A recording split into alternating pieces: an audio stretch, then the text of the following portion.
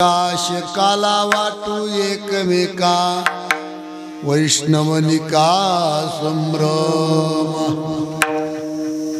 प्रस्तुत प्रसंगी सेवेकरता निवडलेला अभंग आपल्या महाराष्ट्राचे लाडके संत श्री संत देहनिवासी जगद्गुरु तुकोबाराया यांचा हा अभंग असून हा अभंग काल्याच्या प्रकरणातील आहे आणि या अभंगाचा भाव इकडे लक्ष द्या। जगद्गुरु तुकोबाराया म्हणतात की बाबा या भूमंडळामध्ये बलवान जर कोण असेल तर आम्ही आहोत। त्याचं कारण जगाच्या बापाला आम्ही कंठामध्ये धारण केलेलं आहे म्हणून आम्ही बलवान आहोत, म्हणून काला वाटण्याचा अधिकार आम्हाला आहे। आणि काला घेण्याचा अधिकार कुणाला आहे? विकू नको मला, विकू नको। जो निका असेल त्याला काला घेण्याचा अधिकार आहे। दोनच मुद्दे त्या अभंगामध्ये।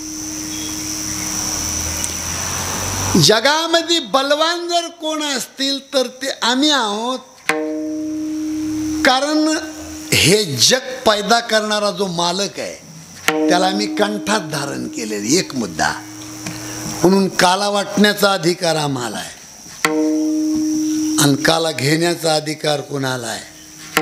वैष्णव निका, जो निका माणूस आहे। कितीही श्रीमंत असेल, इकडे लक्ष द्या, कितीही श्रीमंत असेल आणि निका नसेल, काला घेण्याचा अधिकार त्याला नाही। वाकुलिया ब्रह्मादिका म्हणून तुकोबाराया म्हणले त्या श्रीमंत माणसाला खाली आम्ही वाकडं दाखवितो। जुनं लहानपण कळते तुम्हाला, टुकटुक माकड। एखादी वस्तू आपल्या जवळ असल्याच्या नंतर आपण खातो दुसऱ्या लेकराच्या समोर, मुद्दाम त्याच्या समोर जाऊन खातो आणि त्यानं मागितली की त्याला टुकटुक माकड करतो, देत नाही आपण, असा त्याचा अर्थ आहे। असा या अभंगाचा भाव आहे। सेवेला सुरुवात करण्यापूर्वी गेली 22 वर्षापासून अतिशय परिकष्टामधून इथवर आलेले हे कार्य आहे। तुम्हाला 4-2 मुद्दे बोलून कीर्तन संपवायचं आपल्याला, आणि हे मुद्दे जर तुम्ही घरी घेऊन गेलात नक्की यशस्वी होणार। 2 गोष्टींनी माणूस मोठा होतो, मेहनत आणि प्रारब्ध। तुम्ही लिंक तुटू देऊ नका। बंडू देवा इकडे लक्ष द्या, असू द्या, घाम गेला म्हणजे शुगर होत नसते। आबा इकडे लक्ष द्या। 2 गोष्टींनी माणूस मोठा होतो, मेहनत आणि प्रारब्ध। आणि याच्यातलं एकही कमी असेल तो कोणताच माणूस सक्सेस होत नाही जगात। आता मुद्दा लक्षात घ्या तुम्ही, मेहनत आणि प्रारब्ध या 2 गोष्टींनी जर माणूस मोठा होत असेल तर मेहनत आपल्या हातात आहे, प्रारब्ध मला वाटतं माझ्याकडे लक्ष नाही तुमचं। मोठं होण्यासाठी या 2 गोष्टीची गरज आहे, प्रारब्ध आणि मेहनत। मेहनत आपल्या हातात आहे, प्रारब्ध आपल्या हातात नाही। तुम्हाला महत्त्वाचा मुद्दा सांगतो, प्रारब्ध योग्य दिशेनं चालावं आपलं असं जर तुम्हाला वाटत असेल तर माणसाची नियत साफ लागते, एवढंच उत्तर आहे। त्याला जगात दुसरं उत्तर नाही। कुणीही माणूस असो या मंडप मधला, मीही जरी असलो तरी चालेल, जसं कराल तसंच भराल। आज एखादा माणूस स्वतः मोठं होण्यासाठी 10 रुपये चुकीच्या मार्गाने आणीत असेल, 10 रुपयाचे 100 रुपये वापस द्यावे लागतील। जगात हे देवाच्या बापाला सुद्धा माफ नाही झालं तर तुम्ही आणि कोण? हे विकर्मे दशरथ वियोगे मेला, कर्मे श्रीराम वनवासा गेला, कर्मे रावण क्षय पावला, वियोग घडला सीता देवी, परियेसी गवारा सादर. कोणत्याही माणसाने, माझा जाहीर संदेश आहे, नाटक म्हणून मंदिरात जाऊ नये. नीट वागावं, नंतर मंदिरात जावं.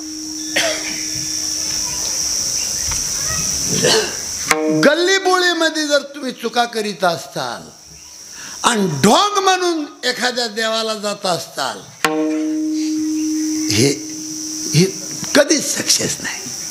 जैसे असेल आचरण, घडले असेल पाप पुण्य, तैसे सानुकूल होतील कर्म, मान अपमान जन करीती.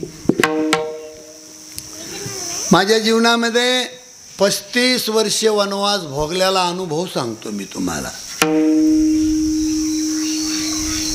मी कीर्तनामध्ये काय शिकलो, कुठं शिकलो आणि कसा जगलो, हे सगळं तुम्हाला माहिती आहे. आणि मला एक माझ्या जीवनात नवल वाटतंय बरं का, एवढं तुमचं प्रेम माझ्यावर, हा माझ्या जीवनातला विजय आहे महाराज, खरं सांगतो. एकही मी संशोधन केलं, खडकीतल्या एकही माणसाने न मागता वर्गणी दिली हो. मला वाटतं माझ्या जीवनातली खूप मोठी श्रीमंती आहे. आणि मी 40 वर्ष शुद्ध परमार्थ केला आहे. नक्की तुमचं कल्याण होईल महाराज, नक्की. मला कधी आबा अशी भावना नाही झाली, कधीच नाही, की कुणातरी 1000-5000 आणावेत आणि आपला संसार भागवावा, कधीच नाही.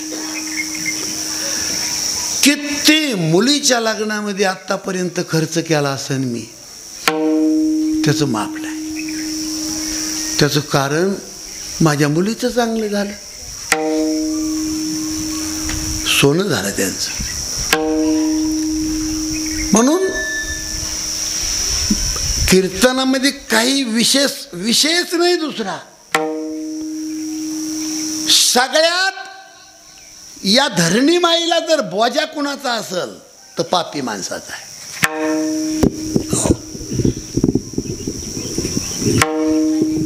त्या अनुप जलोटाचं सुंदर मीराबाईच्या अभंगामध्ये गायन आहे. जल से पतला कौन है, कौन भूमि से भारी, कौन आगन से तेज है, कौन काजल से काली. खाली बस बस. 4 प्रश्न आहेत या वाक्यामध्ये बरं का. पाण्यापेक्षा पातळ कोणती वस्तू आहे जगामध्ये? जमिनीपेक्षा वजनदार काय? अग्नीपेक्षा तेज कशात जास्त आहे? आणि काजळापेक्षा काळी वस्तू कोणती आहे? नाही आपल्या समोर. पाण्यापेक्षा पातळ वस्तू कोणती? जमिनीपेक्षा वजनदार वस्तू कोणती? अग्नीपेक्षा तेज कशात जास्त आहे? आणि काजळापेक्षा काळी वस्तू कोणती? जल से पतला कौन है, कौन भूमि से भारी, कौन आगन से तेज है, कौन काजल से काली. काय त्याचं गोड उत्तर आहे. जल से पतला ज्ञान है, पाप भूमि से भारी, क्रोध आगन से तेज है, कलंक काजल से काली. पाण्यापेक्षा पातळ वस्तू ज्ञान आहे, जमिनीपेक्षा वजनदार वस्तू पाप आहे, अग्नीपेक्षा तेज रागात जास्त आहे, आणि काजळापेक्षा काळी वस्तू जगामध्ये कलंक आहे. म्हणून निष्कलंक माणूस काल्याचा अधिकारी आहे. आणि चराचरामध्ये देवाचं अस्तित्व आहे अशी ज्याची नजर आहे तो काला देण्याचा अधिकारी आहे. विठाला विठाला.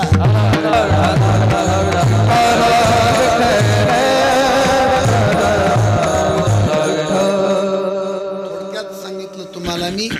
कोणताही माणूस असू द्या या मंडप मधला, तुम्हाला घरचा महाराज म्हणून माझी नम्र विनंती आहे, रस्ता चुकून जगू नका.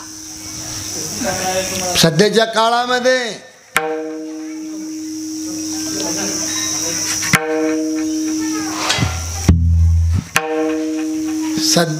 काळामध्ये एकही माणूस एकही माणसाला खरं बोलत नाही.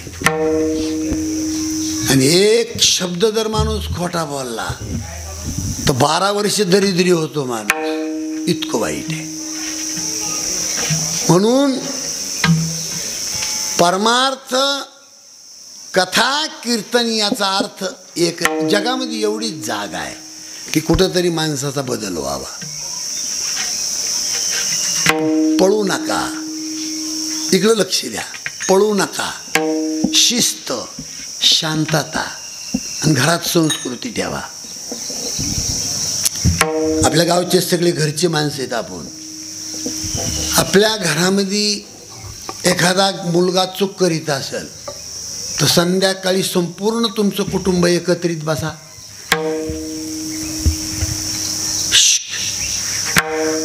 तुमच्या घरातले सगळे माणसं एक जागेवर बसाय.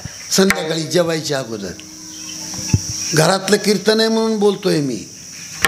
जर तुमच्या घरामध्ये तरुण मुलगा चूक करीत असेल तर लगेच बंधन घाला. लगेच बंधन घाला. भविष्य काळ खराब आहे. 95% समाज अधोगतीचं मरण भोगतोय. माझ्या बोलण्याकडे लक्ष द्या. 70% लोक ॲक्सिडेंट अटॅकने मरतेत. 25% लोक फाशी घेऊन, औषध पिऊन, करंट लागून, हिरीत उडी टाकून मरतेत.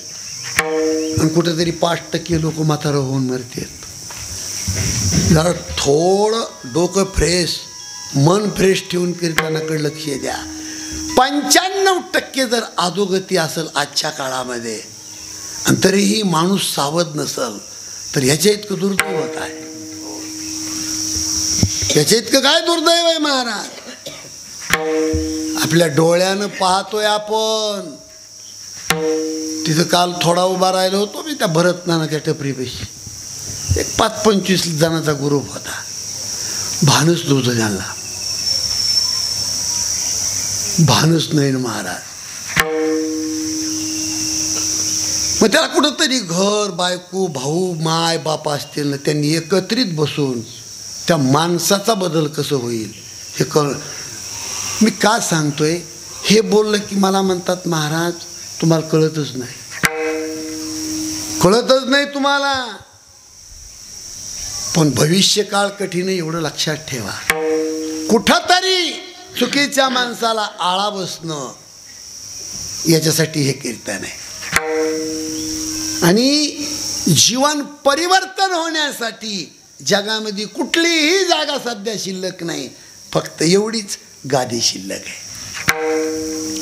म्हणून जगद्गुरु तुकाराम महाराज म्हणले या भूमंडळामध्ये बलवान जर कोण असतील तर ते आम्ही आहोत. भूमंडळ शब्द वापरलाय. भूमंडळ काय झालं? भूमंडळ किती मोठं आहे. एका पृथ्वी तलावरचा एक ब्रह्मदेव रुसला आणि त्यांनी फोन केला देवाला. हॅलो, हा कोण बोलतंय? मी फलाण्या पृथ्वी तलावरचा ब्रह्मदेव बोलतो. बोला ना. काय नाही मिळणे, मला रजा पाहिजे 1 महिन्याची. मी तुमचं काम करू शकत नाही. पृथ्वी तलावरचा ब्रह्मदेव रुसला म्हणून देवानी मायाला फोन केला.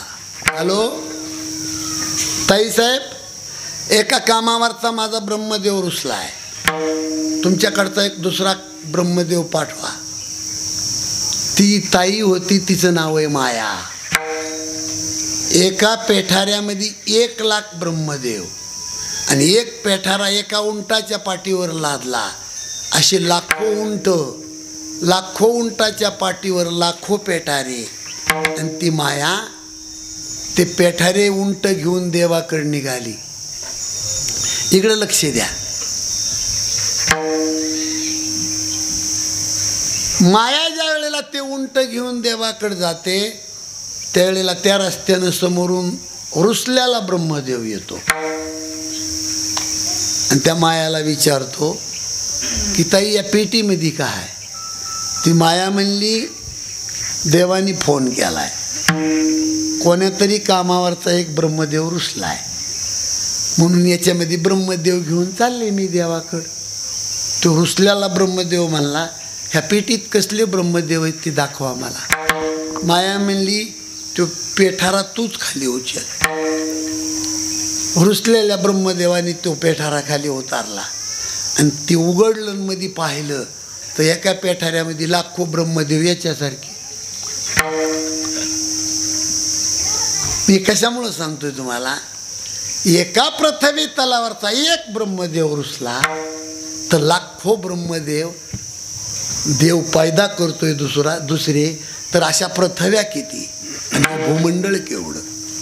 पण कितीही मोठं हे भूमंडळ असेल तरी पण त्या भूमंडळावर सत्ता गाजवणारे आम्ही आहोत.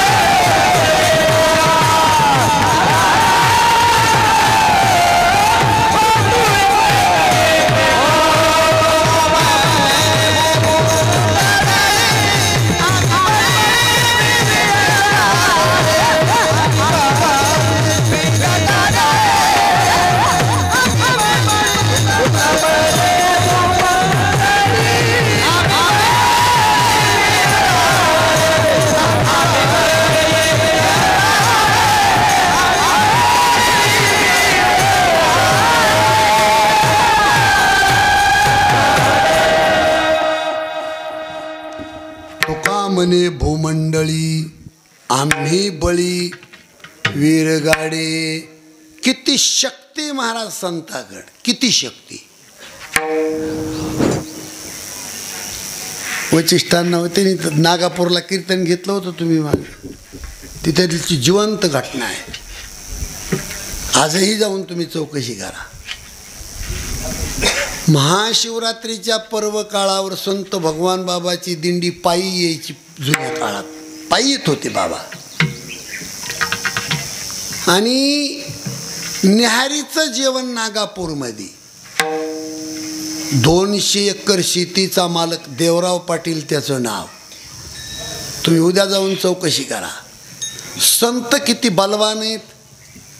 त्यासाठी संत भगवान बाबाच्या इतिहासातला हा कळसाचा दृष्टांत आहे. याच्यापेक्षा मोठा दृष्टांतच नाही.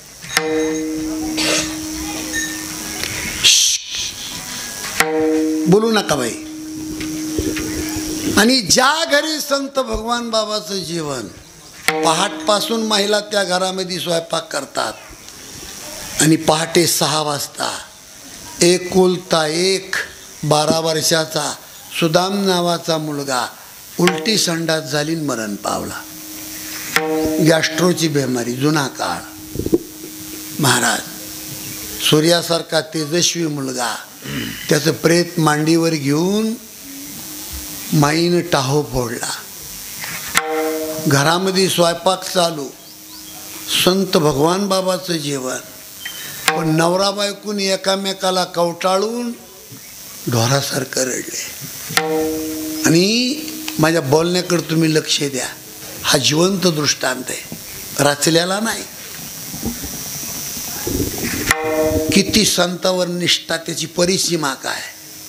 नवरा बायकोने एकामेकाच्या कानात चर्चा केली, अगे देवानं मुलगा दिलता आणि वापस देवाने नेला. जर ही गोष्ट उंबऱ्याच्या बाहेर आपल्याकडून गेली तर आज संत भगवान बाबा आपल्या घरी येणार नाही. महाराज मेलेल्या लेकराचं प्रेत कपड्यामध्ये गुंडाळलं. नवरा बायकोनी ते पोटचं लेकरू उचलून पाठीमागच्या घरामध्ये कपड्यात बांधून ठेवलं. पोटचं लेकरू प्रेत. ते ठरल्याप्रमाणे भगवान बाबा आले, जेवायला पंगत बसली आणि वाढायला ती माय. पट्यावर देवराव पाटील, तोंडाला कपडा बांधलेला आहे. त्यांच्याकडे पाहिलं, त्या बाईकडे पाहिलं. संताला काय शिकवायची गरज आहे महाराज. संत भगवान बाबांनी त्या बाईला विचारलं, आई ते गोरं गोमट तुझं बाळ मध्ये मध्ये फिरत असते ते कुठे आहे. कसा आईला हुंदका मावल महाराज. तिच्या डोळ्यामध्ये फक्त पाठीमागं ठेवलेलं गोरं गोमट लेकराचं प्रेत दिसत होतं. एकदम हुंदका बाहेर पडला आणि आपटू आपटू संत भगवान बाबाच्या समोर रडली ती बाई. संत भगवान बाबाला म्हणते, बाबा सकाळी गॅस्ट्रोची बेमारी झाली आणि माझं बाळ वारलं सकाळी. बाबा हे तुम्ही माझ्या घरी आज जेवणार नाही म्हणून हे उंबऱ्याच्या बाहेर सुद्धा गोष्ट जाऊ दिली नाही बाबा. आम्ही माझ्या लेकराचं प्रेत कपड्यात गुंडाळून घरामध्ये ठेवलंय बाबा. महाराज संत भगवान बाबाचं हृदय भरून आलं. मी संताची ताकद सांगतो तुम्हाला. जेवणाच्या ताटाजवळ पाण्याचा तांब्या होता. तो तांब्या उचलला भगवान बाबांनी, बाई घर उघड. तांब्यातलं पाणी हातात घेतलं, लेकराच्या प्रेतावरचा कपडा बाजूला काढला आणि संत भगवान बाबाच्या मुखातला उद्गार आहे, उठ सुदाम. किती वेळ झोपतो, उठ सुदाम. मेलेला माणूस जसा उठून बसावा, आपल्या झोपीतला माणूस जसा उठावा, तसा मेलेला सुदाम उठला. 12 वर्षाचा मुलगा आणि गुडघे टेकून संत भगवान बाबाच्या चरणावर नतमस्तक झाला. म्हणून तुका म्हणे भूमंडळी आम्ही बळी. ताकदवान बलवान जर जगामध्ये कोण असतील तर फक्त संत आहे. झुंजार ते विष्णुदास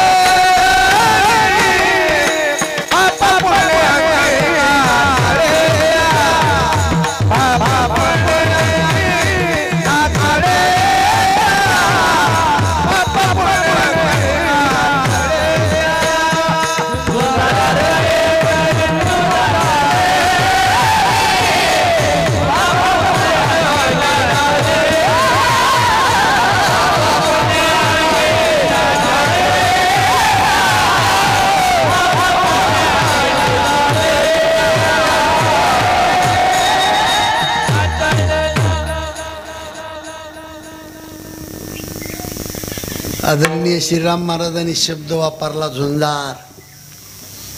अभंगामध्ये झुंजार शब्द संतांनी लिहिला. नंतर अशी घटना घडली महाराज की बीड जिल्ह्यामध्ये गोपीनाथरावासाठी गंमत भंडारींनी पेपर काढला, झुंजार नेता. झुंजार.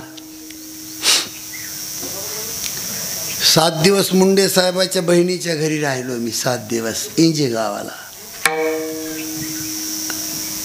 5 वर्षे चप्पल पायामध्ये नव्हती स्वर्गीय मुंडे साहेबाच्या. त्यांच्या मेवण्याने सांगितले. पण 37 वर्ष तो माणूस झोपला नाही महाराज. मुंडे साहेब जोपर्यंत जिवंत होते तोपर्यंत सकाळी 9 वाजता बीड जिल्ह्यात झुंजार नेता पेपर कुणाला विकत मिळाला नाही. पुन्हा जेवढा पेपर जन्माला येईल तेवढा समाप्त 8 वाजेपर्यंत. पण ज्या दिवशी साहेबांनी हे जग सोडलं त्या दिवसापासून एकही माणसाने त्या झुंजार नेत्याला हात सुद्धा लावला नाही.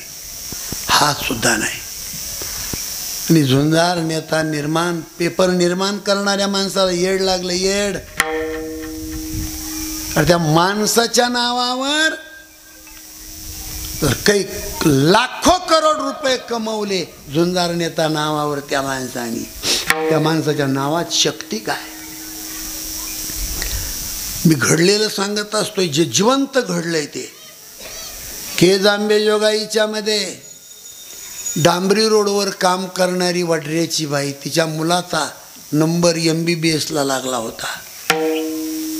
पण कॉलेजवर ॲडमिशन घेण्यासाठी 8 लाख रुपयाची गरज होती. आणि तिला कळालं की आंबेजोगाईकडून साहेबाच्या गाड्या येतात. हातामध्ये छनी हातोडा, 4 ठिगळाचं लुगडं, कपाळाला कुंकू नाही. नवरा मेला होता. पण आशा होती की इकडून माझे साहेब येणार आहेत, मुंडे साहेब. बरं का बा, घडलेली घटना आहे. उगाच माणूस मोठा होत नाही महाराज. आणि मुंडे साहेबाची गाडी आल्याबरोबर त्या वडऱ्याच्या बाईनं असा हात केला. साहेबांनी गाडी थांबवली. मनच मोठं त्या वाघाचं. आणि गाडीतून उतरले. उतरण्याची पद्धत काय होती. पिंजऱ्यातून वाघ कसा बाहेर येतो, मुंडे साहेबाची पद्धत. आणि झाप झाप साहेब आले आणि गुडघे टिकून वडऱ्याच्या बाईचं दर्शन घेतलं. हे वाक्य घरी घेऊन जा. 1.5 पैसा आला की माणूस ओतून मातून जातोय. पण मोठा माणूस कधी होतो महाराज, ज्या वेळेला लहान माणसाच्या पायावर झुकतो त्यावेळेला माणूस मोठा होतो. साहेबाच्या वडऱ्याच्या बाईच्या चरणावर एवढा मोठा माणूस झुकतो. लटलट कापते बाई. आणि साहेबांनी विचारलं, आई समस्या काय तुझी, सांग. रडू नको आई, तुझी समस्या. ती वडऱ्याची बाई म्हणते, साहेब बाप मेल्यावर माझ्या लेकरांनी माय दगड फोडती म्हणून मेहनत करून MBBS ला नंबर लावलाय.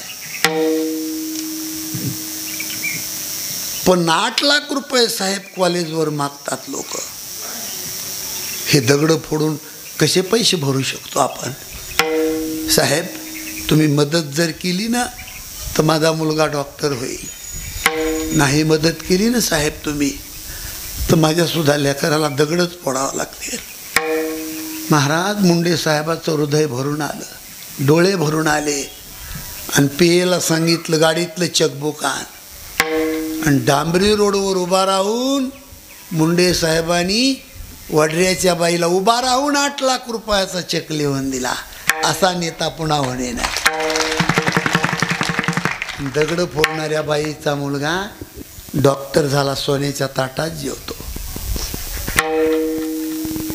शेतकऱ्याच्या हितासाठी संघर्ष करूनी जीवनात वाघासारिका झुंजला परळीचा गोपीनाथ. दिल्लीच्या दरबारी